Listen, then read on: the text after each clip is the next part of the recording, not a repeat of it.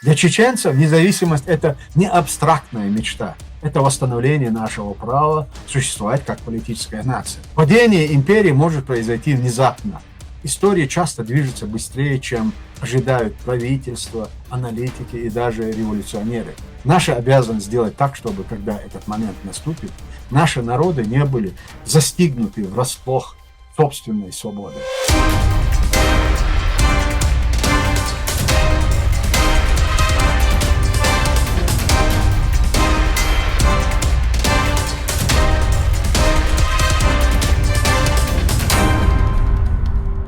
Дорогие друзья, коллеги, представители свободных народов, уважаемые участники данного форума. Я очень благодарен за возможность обратиться к участникам панели «От мечты к реальности». Есть ли у нас руководство к независимости?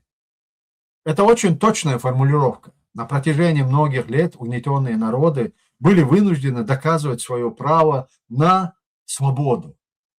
Мы должны были объяснять, почему мы помним свою историю, почему мы отказываемся раствориться внутри российского имперского государства и почему независимость – это не экстремизм, а нормальное политическое право народа. Но сегодня вопрос стоит иначе. Вопрос уже не только в том, имеют ли наши народы право на независимость. Настоящий вопрос в другом. Готовы ли мы к независимости? Если российский имперский центр рухнет не через 20 лет, не через 10 лет, а через месяц, через 2 месяца, что мы будем делать на следующее утро? Есть ли у нас план? Есть ли у нас институты? Есть ли у нас люди, готовые взять на себя ответственность? Сегодня я говорю, исходя из опыта Чеченской республики Ичкерия. Наш народ заплатил очень высокую цену за свободу. Мы знаем, что такое имперское насилие, мы знаем, что такое депортация, война, оккупация, разрушение, изгнание. Но мы знаем и другую истину. Одни лишь страдания не строят государство. Одна лишь историческая справедливость не гарантирует безопасность, экономическую стабильность и международное признание. Поэтому я хотел бы говорить сегодня о том, почему Чечения имеет право на независимость. И все угнетенные народы Российской империи. Это право очевидно. Я хотел бы говорить о том, что необходимо сделать, когда наступит момент политической важности. Первым шагом, на мой взгляд, должен стать создание временной национальной власти, основанной на преемственности, законности и включенности. В случае Ичкерии это означает восстановление правовой и политической преемственности Чеченской республики Ичкерия, но одновременно создание механизмов, которые включают общество профессионалов, местные общины, женщины, молодежь, религиозных авторитетов и представителей диаспоры. Но временная власть не должна превращаться в постоянную монополию. Ее задача ограничена – стабилизировать страну, предотвратить насилие, восстановить публичное управление, подготовить выборы и открыть путь к конституционному демократическому государству. Без безопасности не будет независимости. Но безопасность не должна означать неконтролируемые вооруженные группы. Она должна означать законную монополию на применение силы, подотчетные командные структуры и немедленные меры по предотвращению грабежей и политического насилия. Первые 100 дней должны включать создание Временного национального совета безопасности, профессионального полицейского командования, механизмов охраны границ. Бывшие участники вооруженной борьбы должны быть включены в законные структуры. Это особенно важно и для Чечении, потому что наше общество имеет глубокие раны. Многие семьи пострадали, было совершено множество преступлений. Но если первый период после освобождения превратится в период мести, государство будет разрушено еще до того, как родится. Справедливость должна осуществляться через закон, документацию, суды и международные механизмы, а не через внесудебные казни. Нам потребуется механизм переходного правосудия для документирования преступлений, установления виновных, сохранения доказательств, сотрудничества с международными институтами и развлечения между теми, кто совершал преступления, и теми, кто просто был вынужден жить в условиях оккупации. Это различие принципиально важно. Народ не может строить свое будущее, если он рассматривает всех как врагов. Но он также не может строить будущее, забыв о преступлениях, совершенных против него. Поэтому формула должна быть такой: никакой личной мести, никаких бессудных казней, но и никакой безнаказанности. Когда империя рушится, обычные люди сначала спрашивают не о флагах. Они спрашивают, будет ли хлеб, электричество, зарплаты, пенсии, лекарства и безопасность, будет ли безопасность для их детей. Если мы не сможем ответить на эти вопросы, люди потеряют доверие. Поэтому первые 100 дней новая власть должна сохранить функционирование базового управления. Больницы должны продолжать работу, школы должны оставаться открытыми. Местные администрации должны пройти проверку, но они должны быть автоматически разрушены и разрушаться. Пенсионные выплаты и социальная поддержка должны продолжаться везде, где это возможно. Государственные служащие, непричастные к преступлениям, должны быть временно сохранены, чтобы избежать административного коллапса.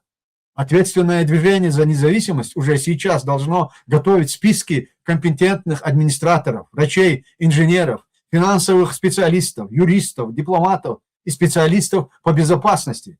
Государство строится не только политическими речами, оно строится людьми, которые умеют управлять электросетями, пограничными переходами, судами, банками, таможней, здравоохранением и налоговой системой. Новые государства не могут выжить только на исторической памяти.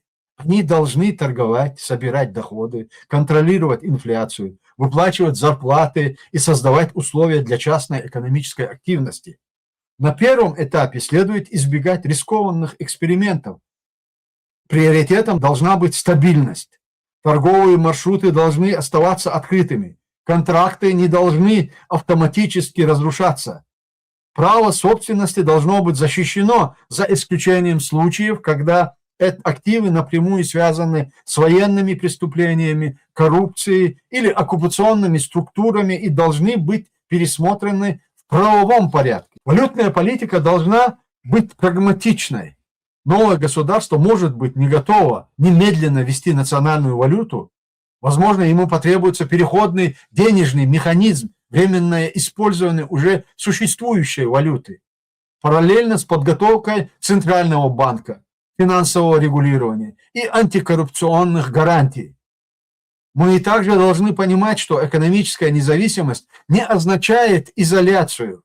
Напротив, построссийские государства будут нужны друг другу. Нам понадобятся региональные торговые транспортные коридоры, энергетическое сотрудничество, таможенная координация. Крах империи не должен привести к краху экономической жизни. Новые построссийские государства должны избежать геополитического одиночества. С первых дней мы должны ясно говорить с соседями. Украина, Турция, Европа, Соединенные Штаты, мусульманский мир. Наше послание должно быть простым. Мы не стремимся к экспансии или нестабильности. Мы стремимся к законной независимости, ответственному самоуправлению, мирным отношениям с соседями и участию в международной системе. Для Чеченской республики отношения с Украиной, с Грузией, Азербайджаном, Турцией и другими построссийскими государствами будут иметь стратегическое значение. Мы также должны ясно обращаться к русскому народу и к будущим русским государствам. Наша свобода не является угрозой вашей свободе. Тюрьма империи нанесла вред всем нам. Конец империи может стать началом нормальных отношений между народами. Именно поэтому опыт Чехословакии важен для этого форума. 1 января 1993 года Чехословакия мирно разделилась на Чехию и Словакию. Этот процесс вошел в историю как бархатный развод. Конечно, наша историческая ситуация намного трагичнее. Отношения между Москвой и порабощенными народами – это не отношения между чехами и словаками. Мы несем память о завоевании, депортации, войне и оккупации. Но практический урок все равно важен. Политическое разделение не обязательно должно означать вечную вражду. Развод государства может быть проведен достойно, если есть ответственность, переговоры и признание реальности. Здесь я хотел бы напомнить еще один очень важный факт, который часто забывают. Это тот же исторический период, когда Чехословакия мирно разделилась на Чехию и Словакию, Чечения и Ингушетия также прошла через собственное разделение. Чечения и Ингушетия разделились без войны между собой, между чеченцами и ингушами, без этнической мести и без того насилия, которым многих заранее пугали. Это был один из самых цивилизованных и дружелюбных примеров разделения в постсоветском пространстве. Два близких народа, связанные общей историей депортации, страданий и выживания, смогли политически разделиться, сохранив взаимное уважение. Этот опыт важен, потому что он прямо отвечает тем, кто постоянно пытается пугать мир представлением о чеченцах как о народе якобы агрессивном, неспособном к мирной политической жизни и нормальному сосуществованию с соседями. Наша собственная история доказывает обратное. Когда чеченцы получили возможность определить свое политическое будущее вместе с братским соседним народом, они выбрали не хаос, не агрессию, а мирное, достойное размежевание. Поэтому, когда мы говорим о будущем построссийского пространства, мы не должны принимать имперские стереотипы за политический анализ. Настоящая опасность исходит не от свободы порабощенных народов. Настоящая опасность исходит от имперского центра, который раз за разом превращал политические вопросы в войну, репрессии и оккупацию. Первый этап не должен породить новый авторитаризм под национальным флагом. Это стало бы предательством самой идеи независимости. Если мы заменим имперскую диктатуру местной диктатурой, мы сменим флаг, но не природу власти. Поэтому первые 100 дней должны включать ясный график переходного конституционного процесса. Свободу медиа, гражданские свободы, независимые суды и свободные выборы. В этом случае мы можем рассчитывать на международное правовое признание. Оно не придет только потому, что мы его просим. Оно придет тогда, когда мир увидит, что мы способны к ответственному управлению. Международные партнеры будут задавать вопросы, кто контролирует безопасность, кто гарантирует права человека, кто защищает меньшинства, кто платит налоги, кто контролирует границы, кто предотвращает терроризм и криминальные сети, кто подписывает соглашение. Мы должны подготовить ответы до того, как произойдет крах, а не после него.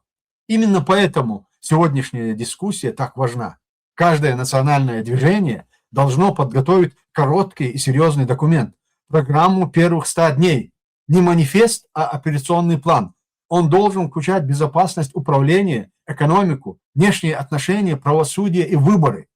Он должен определять риски и ответственность, и ответственные институты. Он должен быть достаточно реалистичным, чтобы его можно было обсуждать с правительствами, парламентами, дипломатами и международными организациями.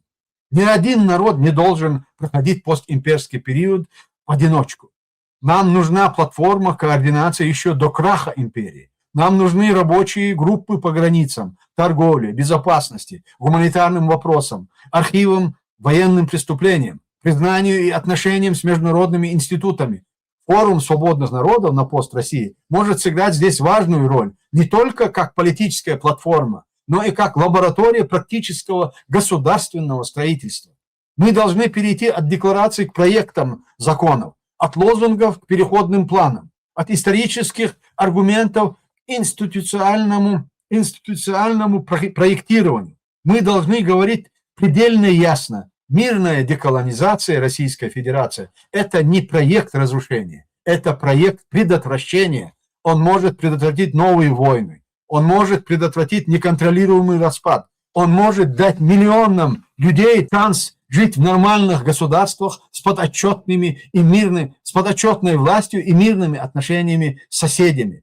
Для чеченцев независимость – это не абстрактная мечта. Это восстановление нашего права существовать как политическая нация. Но мы должны доказать прежде всего самим себе, что готовы превратить это право в ответственность. Если мы согласимся с этой логикой, наши движения перестанут быть только движениями протеста. Они станут движениями будущей государственности. Падение империи может произойти внезапно. История часто движется быстрее, чем ожидают правительства, аналитики и даже революционеры. Наша обязанность сделать так, чтобы, когда этот момент наступит, наши народы не были застигнуты врасплох собственной свободой. Благодарю вас всех за внимание.